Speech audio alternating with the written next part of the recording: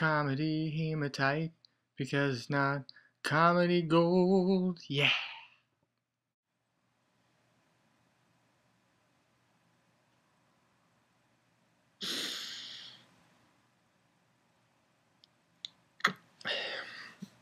Sorry.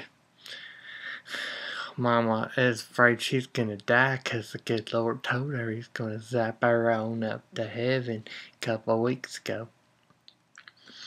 So she's been sitting down here with us children and talking to us one by one to impart unto us wisdom to make it in this world.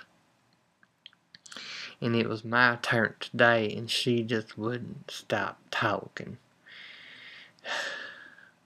Good Lord. Well, she told me that the good Lord blessed her with 7 children, and he did a slightly better job on each one of them. And maybe if she'd had 14 or 15 children, then she'd have had one final one that would have made it in this world. But as it stands, she said, son, you're my youngest of 7, so I'm going to give you my best piece of wisdom. And she looked at me across that table about 2 o'clock in the morning after 17 bottles of moonshine among the 7 of us. She looked at me in the face and said, son, in this world, there's sexism, racism, gayism, and hillbillyism on the thumb.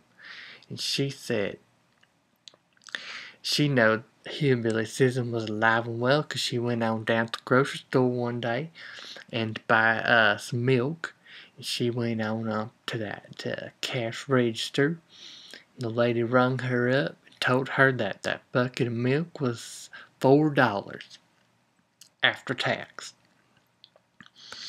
And Mama said, I don't think so, because it's only about half that, I'm pretty sure. And the lady just looked at her like this and said unto her, no, whatever the machine says it is, and it says it is about $4, and then with tax, it's $4, ma'am.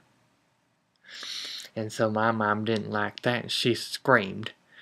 The manager came on over and asked what was going on, and she told him what the hillbilly sister did, and the manager crossed his arms and looked at my mama and said, ma'am, the milks is $4 a bucket. You can either pay it or you don't have to pay it. Whatever you want to do, it's up to you. And Mama turned and looked at the lane behind her and said, excuse me, but if it was $4 a bucket, that woman over there would not be buying 3. So I know you're charging me more than other people, and I don't think that's right. And that manager told her that she didn't know what she was talking about, and if she didn't want to pay, she didn't have to stay. She got up on that conveyor belt and started hollering at everyone and saying to them, won't it be great in a day in this world where hillbillyism is dead and hillbillies get charged the same price for a milk bucket as everybody else.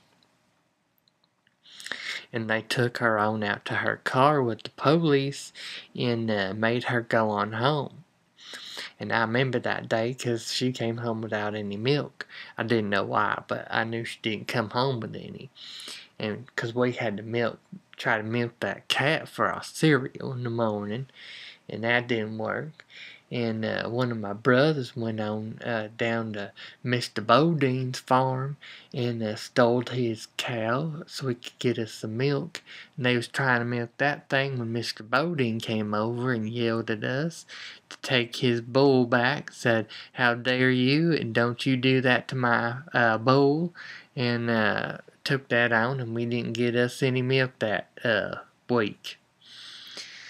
So So now I feel a bit more prepared for the world, knowing that hillbillyism is right on up there with the mother schisms that's out there.